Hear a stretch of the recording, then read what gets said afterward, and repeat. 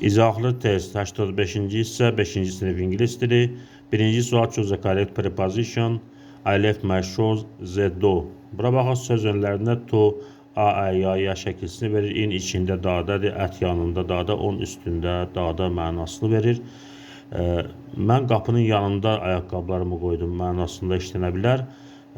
At the door. I left my shoes at the door. C bəndi doğru cavabdır. İkinci sual choose the sentence bizə noun in the plural. Cəm isim olan cümləni seçin. A bəndində heya ismi var, təkdədir. B bəndində school ismi var, təkdədir. Bu olmaz. C bəndində cup ismi var. Bir də head ismi var, bunlar da təkdədir.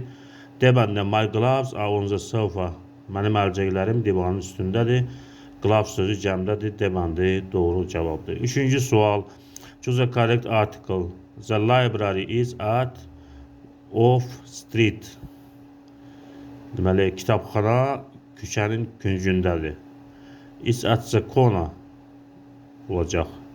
The library is at the corner of the street. C bəndi doğru cavabdır. Hər iki tərəfdə Z artiklı işlənəcək. Dördüncü sual choose the correct word. Charles Dickens is an English. Charles Dickens İngilis nə idi? Poet, şairdir. Düz deyil, writer yazıcısıdır. Charles Dickens is an English writer. Charles Dickens İngilis yazıcısıdır. B bəndi doğru cavabdır. Burada C bəndində musician var. D bəndində engineer var. Bunlar doğru deyil. Doğru cavab B bəndidir. Beşinci sual. Choose the correct tense form. Düzgün zaman formasını seçin. To read books. Reading my hobby. Mən kitab oxumağı xoşlayıram. Oxumaq mənim hobbimdir.